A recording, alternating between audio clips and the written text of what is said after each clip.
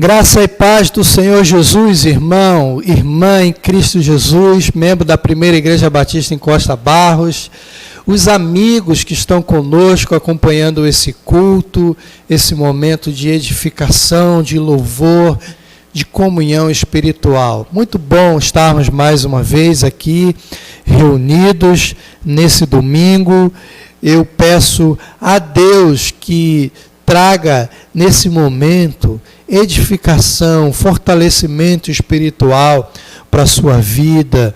Nós que precisamos disso, nós carecemos da comunhão dos santos, de estarmos juntos num só propósito, adorando e servindo a um só Senhor. Que neste momento você esteja com seu coração aberto para louvar a Ele e que tenha alegria no seu coração em louvar ao Senhor. O Salmo 92, versículo 1 e 2, é um texto lindíssimo e nos ajuda a introduzir esse culto aqui de louvor ao nosso Deus. Salmo 92, verso 1 e 2 diz assim: como é bom render graças ao Senhor e cantar louvores ao teu nome, ó Altíssimo, anunciar de manhã o teu amor leal e de noite a tua fidelidade. Que nós possamos render graças ao Senhor neste culto. Que Deus te abençoe. Abra o seu coração. Adore ao Senhor. Em nome de Jesus.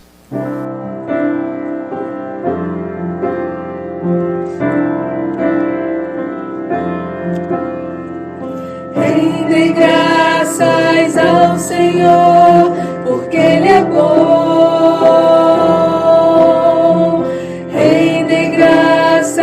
Ao Senhor, porque Ele é bom, porque a sua misericórdia dura para sempre. Rende graças ao Senhor,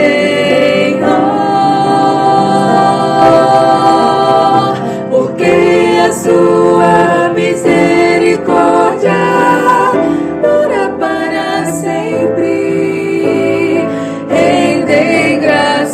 ao Senhor.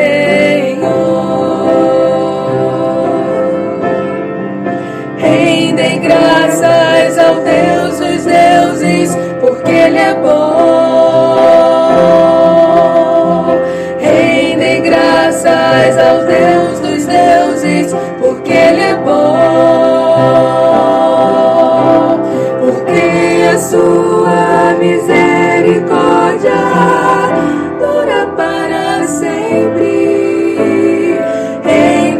graças ao Senhor, porque a sua misericórdia dura para sempre. Rende graças ao Senhor, rende graças ao Senhor, rende graças ao Senhor.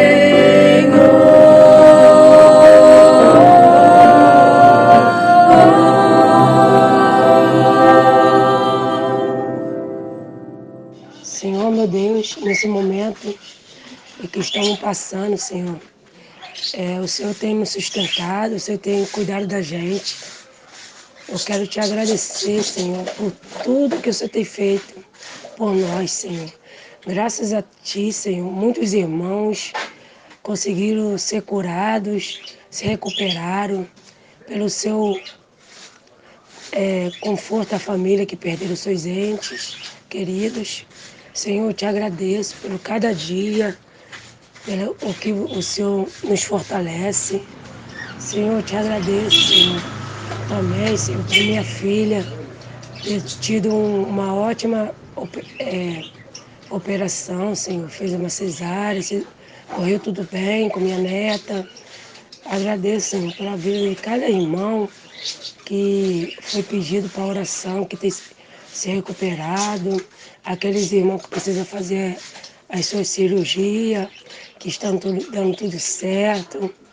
Senhor, muito obrigado pela igreja estar unida, sempre em comunhão, Senhor, fazendo a tua obra. Senhor, eu te agradeço pelo cada dia que o Senhor nos oferece. Em nome de Jesus, amém.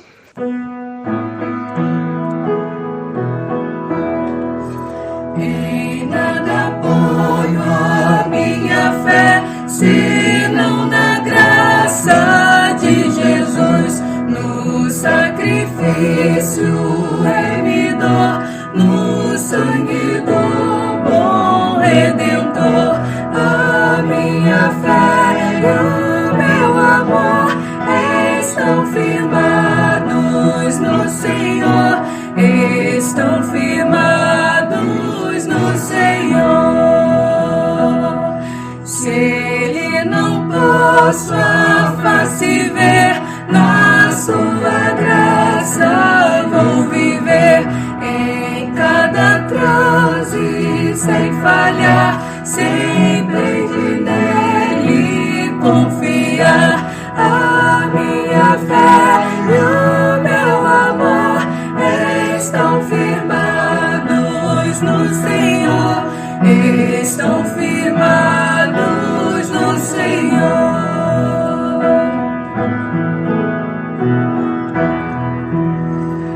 Assim que o céu clarim soar, irei com Ele me encontrar e gozarei da redenção com todos que no céu estão. A minha fé e o meu amor estão firmados no Senhor, estão firmados no Senhor.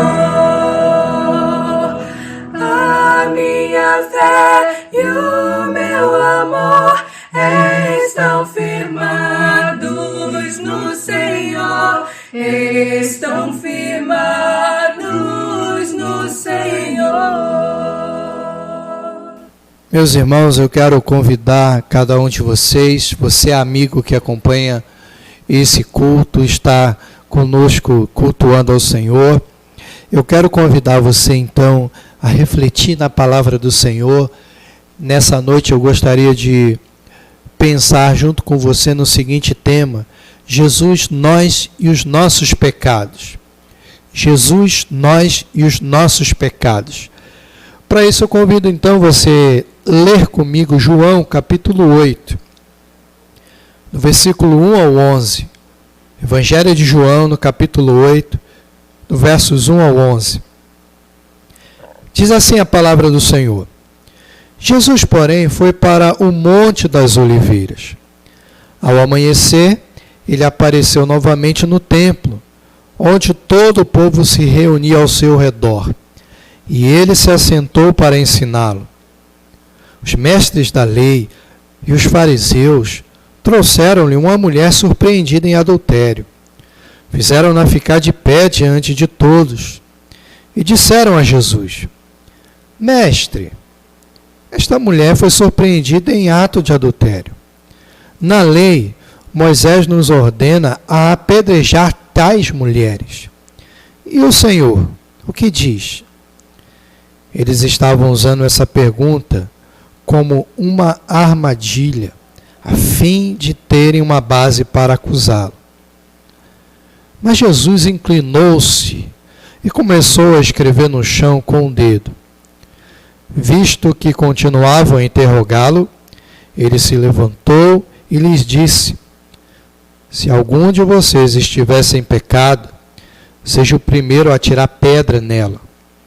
Inclinou-se novamente e continuou escrevendo no chão. Os que o ouviram foram saindo, um de cada vez, começando pelos mais velhos. Jesus ficou só, com a mulher em pé diante dele. Então Jesus pôs-se em pé e perguntou-lhe: Mulher, onde estão eles? Ninguém a condenou? Ninguém, Senhor, disse ela. Declarou Jesus: Eu também não a condeno. Agora vá e abandone a sua vida de pecado. Amém? Palavra do Senhor. Eu quero usar esse texto aqui com você nesse momento, para nós refletirmos sobre essa ideia, esse tema, Jesus, nós e os nossos pecados. Falar sobre pecados é sempre algo difícil, porque nem todos gostam de ouvir falar nessa palavra, pecado. Muitos de nós ignoramos a realidade de que somos pecadores. Mas a Bíblia diz que o pecado é inerente ao ser humano. O pecado, ele faz parte da natureza humana. A nossa natureza, ela é completamente contaminada pelo pecado. Inclusive nós que somos crentes em Jesus, pecadores, arrependidos, salvos pela graça de Jesus, em quem não tem mais condenação, como diz a palavra, nenhuma condenação há para os que estão em Cristo Jesus, mas nós ainda lidamos com o pecado. Nós só seremos livres do pecado quando nós estivermos na glória, quando nós estivermos vivendo uma nova vida com o Senhor na glória. Isso é uma realidade do ser humano. Enquanto isso não acontece, nós lidamos no nosso dia a dia com o pecado. E é por isso que eu queria convidar você a refletir sobre esse tema, Jesus, nós e os nossos pecados. Como é que Jesus olha para os nossos pecados? Como Jesus vê? Como Jesus trata de nós e dos nossos pecados? Eu olho para esse texto de João 8, nesse famoso texto da mulher pega em adultério. Eu quero aprender com você aqui 4 ensinos sobre Jesus, nós e os nossos pecados. O primeiro ensino é: não importa o quanto nós tentemos esconder, Jesus sempre toma ciência do nosso pecado. Versículo 3 e 4, a gente vê, enquanto Jesus estava ali no templo, com as pessoas ensinando, os mestres da lei, eles aparecem, eles trazem uma mulher surpreendida em adultério, e fazem aquela mulher ficar de pé diante de todos. Eles expõem aquela mulher e revelam ali o pecado daquela mulher. Ela foi surpreendida em adultério. Ela foi pega em adultério. E aí então aquilo que era algo oculto, aquilo que era algo escondido, se tornou conhecido de Jesus e de todos ali. Então essa é uma primeira verdade. Não importa o quanto nós tentemos esconder, Jesus sempre toma ciência do nosso pecado. A Bíblia diz que nada está oculto aos olhos do Senhor. Lá em Hebreus capítulo 4, verso 3, diz assim: porque não há nada oculto, senão para ser revelado, e nada escondido, senão para ser trazido à luz. Aliás, esse texto é Marcos capítulo 4, verso 22. Hebreus capítulo 4, verso 3 diz assim: nada em toda a criação está oculto aos olhos do Senhor. Aí Marcos sim, capítulo 4, verso 22, porque não há nada oculto, senão para ser revelado, e nada escondido, senão para ser trazido à luz. Isso é uma realidade bíblica. Nós não conseguimos esconder de Jesus, de Deus, os nossos pecados. É impossível. É por isso que Davi, lá no Salmo 139, verso 7, ele vai dizer: para onde poderia eu escapar do teu espírito? Para onde poderia fugir da tua presença? É algo impossível. O próprio Davi viveu isso na sua experiência de vida. Ele também ali cometeu um adultério, tentou esconder o adultério, tentou ali, armou um plano, cometeu um assassinato para tentar esconder o ato de adultério. Mas ele foi confrontado e ele foi revelado ali o seu pecado. Porque não importa o quanto nós tentemos esconder, Jesus sempre toma ciência do nosso pecado. Esse é o primeiro ensino desse texto. O segundo ensino que eu vejo nesse texto aqui, diz o seguinte: diante de Jesus, um pecado nunca justifica o outro. Aí o verso 5 e 6 vai ajudar a gente a entender isso. Porque no versículo 5 a gente vai ver dizendo lá, na lei de Moisés, os fariseus dizendo, na lei Moisés nos ordenou apedrejar tais mulheres. E o Senhor, que diz? Eles estavam usando essa pergunta como armadilha, a fim de tentarem uma base para acusá-lo. É interessante isso. Eles cometem um pecado, porque o que eles estavam fazendo era pecado.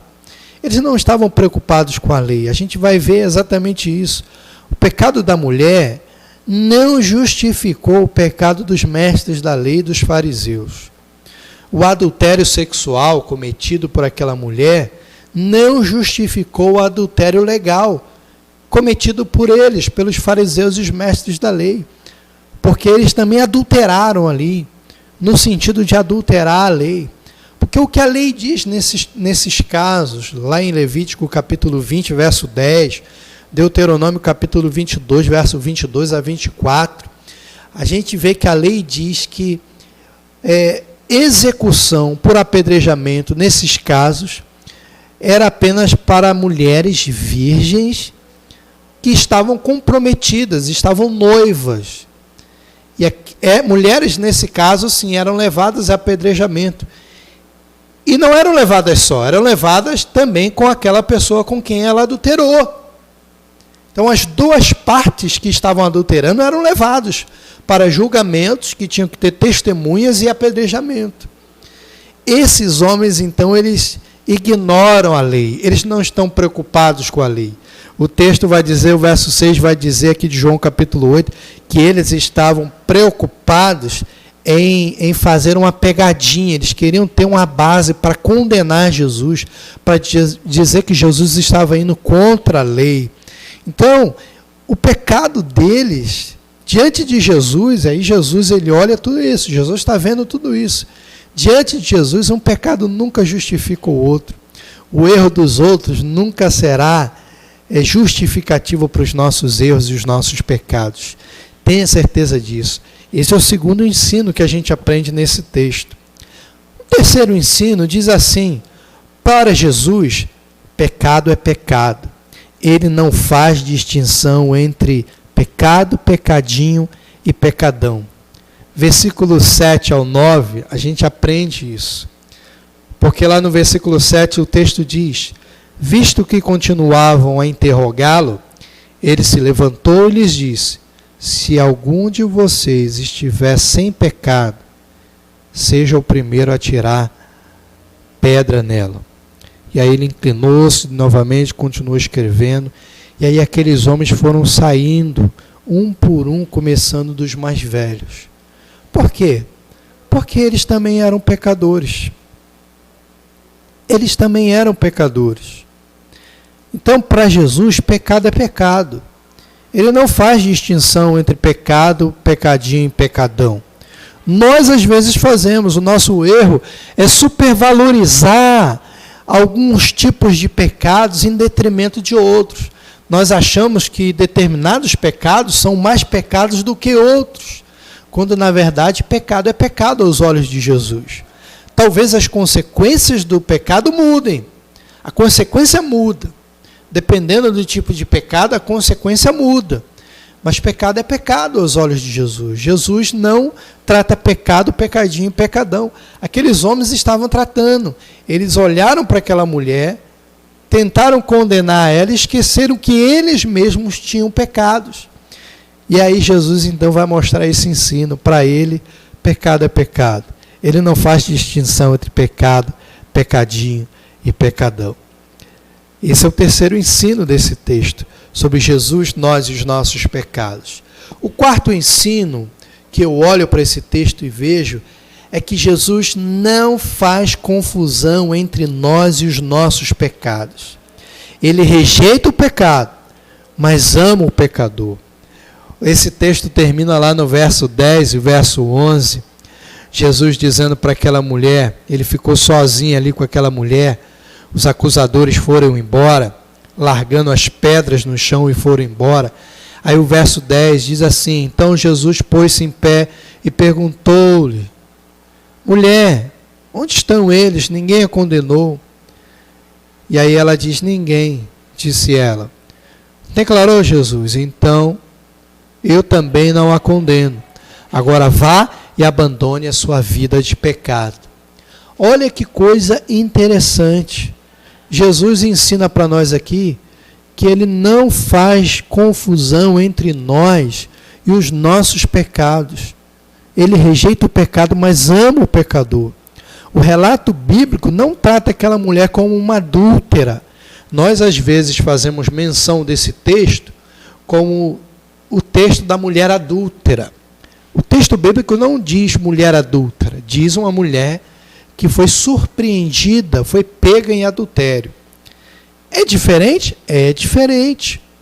Porque dizer que ela era adúltera fazia com que ela fosse identificada com o pecado, como se ela fosse marcada para sempre pelo ato do adultério. Não, ela foi surpreendida em adultério. Nós não somos os nossos pecados diante de Jesus. Jesus, quando olha para nós, ele não olha a gente como se nós fôssemos o nosso pecado. Pelo contrário, ele não aponta o dedo, pelo contrário, ele estende a mão. Ele não ignora o pecado, ele não ignora, pelo contrário, ele nos incentiva a abandonar o pecado, assim como ele falou com ela. Ele não ignorou a mulher, o pecado da mulher, ele incentivou, vai e abandone. Vai e abandone. Ele sabe que no pecado nós já estamos perdidos, condenados. Por isso acredita na transformação, no arrependimento, na possibilidade de uma nova prática de vida. Jesus crê nisso, ele acredita na mudança de vida do pecador. Jesus acredita na nossa mudança de vida. Ele acredita nisso. Então, eu queria que você olhasse para esse texto e aprendesse isso. Jesus não faz confusão entre nós e os nossos pecados. Ele rejeita o pecado, mas ele ama o pecador. Ele rejeita o nosso pecado, mas ele nos ama. E ele acredita que nós podemos trilhar um novo caminho longe do pecado. Vai e abandone a sua vida de pecado. São esses ensinos que eu aprendo sobre Jesus, nós e os nossos pecados, nesse texto aqui.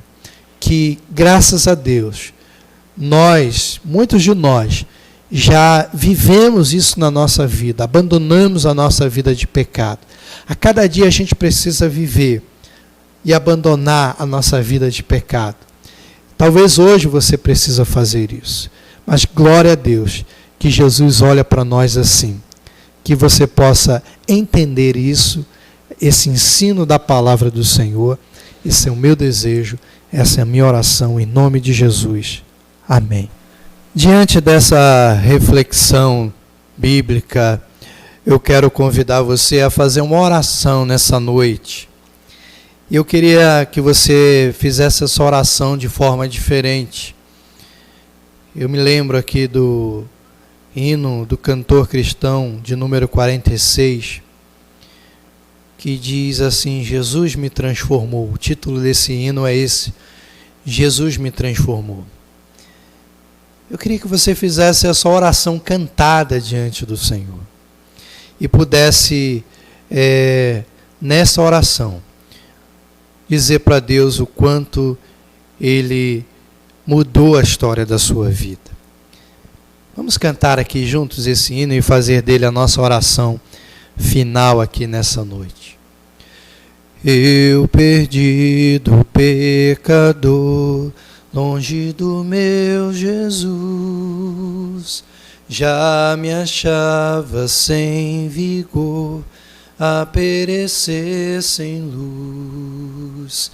Meu estado Cristo viu, dando-me sua mão, e salvar-me conseguiu da perdição. Cristo me amou e me livrou. O seu imenso amor me transformou. Foi seu poder, o seu querer. Sim, Cristo Salvador me transformou. Minha vida, todo ser, quero lhe consagrar. Ao seu lado vou viver, o seu amor cantar. A mensagem transmitir aos que perdidos são. Venham todos já fruir a salvação. Cristo me amou e me livrou. O seu imenso amor me transformou. Foi seu poder, o seu querer. Sim, Cristo Salvador me transformou. Amém. Que essa seja a sua oração nessa noite. Que seja a sua oração de louvor ao Senhor. Amém. Que você tenha uma semana de paz, de bênção na presença do Senhor e Salvador Jesus Cristo. E você que ainda não entregou a sua vida a Jesus, saiba que Jesus te ama e que por mais que você, assim como eu, seja um pecador, Jesus não olha o seu pecado. Jesus olha você e ama você e incentiva a você viver uma nova vida na presença dele. Que Deus te abençoe. Vamos orar. Que o amor de Deus, o nosso Pai, a graça salvadora de Jesus, o nosso Senhor, e as doces consolações do Espírito Santo de Deus, seja com a Primeira Igreja Batista em Costa Barros, seja com todo o povo do Senhor espalhado pela face da terra. Nós oramos em nome de Jesus. Amém. Amém. Deus te abençoe.